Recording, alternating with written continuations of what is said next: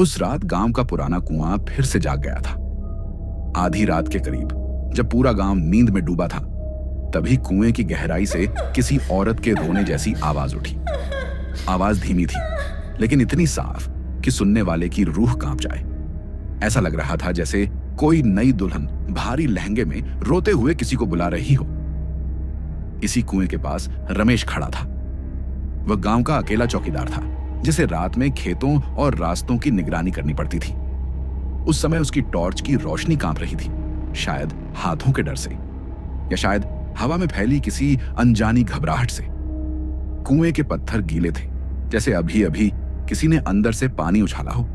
हर बार की तरह रमेश ने खुद को समझाया कि यह हवा की आवाज होगी, लेकिन इस बार कुछ अलग था। आवाज में दर्द था और एक अजीब सी विनती। ऐसा लग रहा था जैसे कोई जिंदा इंसान मदद मांग रहा हो। उसी पल कुएं से ठंडी हवा का झोंका बाहर आया, जिससे रमेश के बदन में झुरझुरी दौड़ गई। करीब 100 कदम दूर उसका घर था, जहां उसकी पत्नी सीमा सो रही थी। सीमा गांव में नई आई थी, शादी को बस 6 महीने हुए थे। उसे इस कुएं के बारे में गांव की औरतों से कई अजीब बातें सुनने को मिली थी। कहा जाता था कि बरसों पहले एक दुल्हन को इसी कुएं में फेंक दिया गया था, और तब से अमावस की रातों में उसकी आवाज सुनाई देती है। रमेश ने कभी इन बातों पर ध्यान नहीं दिया था। उसके लिए यह सब गांव की पुरानी अफवाहें थीं। लेकिन उस रात जब आवाज फिर से आई, और इस बार पहले से ज्यादा साफ, तब उसके दिमाग में सीमा का चेहरा उभर आया। एक डर बैठ गया कि अगर यह सच हुआ तो। आवाज हर कुछ सेकंड में दोहराई जा रही थी, कभी धीमी, कभी तेज। कुएं के अंदर से पानी की हल्की हल्की लहरों की आवाज भी आ रही थी, जैसे कोई नीचे हिल रहा हो। रमेश ने टॉर्च अंदर डाली।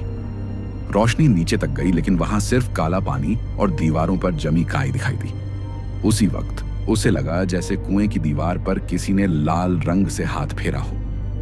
रोशनी हटी तो वह निशान भी गायब था। रमेश का दिल जोर जोर से धड़कने लगा। उसे अपने कदम पीछे खींचने चाहिए थे, लेकिन किसी अजीब मजबूरी ने उसे वहीं रोक रखा था। कुछ देर बाद आवाज अचानक बंद हो गई। चारों तरफ अजीब सी खामोशी छा गई, सिर्फ झींगुरों की आवाज और दूर कहीं कुत्तों के भौंकने की गूंज। रमेश ने राहत की सांस ली, लेकिन यह राहत कुछ सेकंड से ज्यादा नहीं टिकी। कुएं से फिर आवाज आई, इस बार और पास से। ऐसा लगा जैसे आवाज कुएं के मुंह तक आ चुकी हो। रमेश की आंखें अपने आप कुएं के अंदर देखने लगी। पानी की सतह पर हल्की सी हलचल थी। फिर उसे कुछ सफेद सा दिखा, जैसे कोई कपड़ा पानी के ऊपर तैर रहा हो।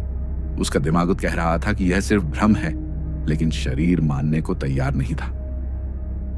उसे सीमा की बातें याद आईं, जब वह कहती थी कि कुछ कहानियां इसलिए जिंदा रहती हैं क्योंकि उनमें सच्चाई होती है। अचानक रमेश को लगा जैसे किसी ने पीछे से उसका नाम पुकारा हो। वह झटके से मुड़ा, लेकिन वहां कोई नहीं था, सिर्फ खाली रास्ता और उसकी अपनी परछाई। जब वह फिर कुएं की तरफ मुड़ा तो पानी के ऊपर वह सफेद चीज अब साफ दिख रही थी। वह किसी दुल्हन का घूंघट लग रहा था। रमेश के पैरों ने जैसे जमीन पकड़नी छोड़ दी। उसे लगा अगर वह एक कदम और आगे बढ़ा तो शायद वापस नहीं आ पाएगा। फिर भी किसी अनजानी ताकत ने उसे कुएं के और पास खींच लिया। उसी समय गांव के मंदिर की घंटी अपने आप बज उठी। वह आवाज रात की खामोशी को चीरती हुई कुएं तक पहुंची। जैसे ही घंटी बजी, कुएं से आती पुकार फिर से बदल गई। अब उसमें दर्द कम और गुस्सा ज्यादा था। पानी में हलचल तेज हो गई।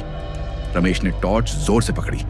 रोशनी पानी पर पड़ी और एक पल के लिए उसे लगा जैसे पानी के नीचे एक चेहरा है, पीला, सूजा हुआ, आंखें अध खुली, माथे पर सिंदूर की लकीर। उसकी सांस रुक गई। यह कोई सपना नहीं लग रहा था, यह बहुत ज्यादा असली था। अगले ही पल पानी शांत हो गया और सब कुछ गायब। रमेश वहां से भागा नहीं, वह सीधा अपने घर की तरफ चला, जैसे कोई ट्रांस में हो। घर पहुंचकर उसने देखा कि सीमा जाग रही थी। उसके चेहरे पर अजीब सी बेचैनी थी, जैसे उसने भी कुछ महसूस किया हो। उस रात दोनों बिना कुछ बोले बैठे रहे। बाहर से कुएं की तरफ से अब कोई आवाज नहीं आ रही थी, लेकिन घर के अंदर एक अजीब सी ठंड फैल गई थी। अगली सुबह गांव में खबर फैल गई कि कुएं का पानी अचानक लाल हो गया है। रमेश वहां नहीं गया। उसने किसी से कुछ नहीं पूछा। उसे सिर्फ एक बात साफ लग रही थी कि जो भी था वह उस रात रमेश को वापस जाने देना नहीं चाहता था, लेकिन किसी वजह से रुक गया। कुछ दिन बाद सीमा बीमार पड़ गई, बिना किसी वजह के। डॉक्टरों को कुछ समझ नहीं आया। रातों में वह नींद में कुएं की तरफ चलने लगती थी। उसकी आंखें खुली होती थीं, लेकिन वह किसी और ही दुनिया में होती थी। रमेश हर रात डरता था कि कहीं वह उसे रोक न पाए। उसने गांव छोड़ने का फैसला किया।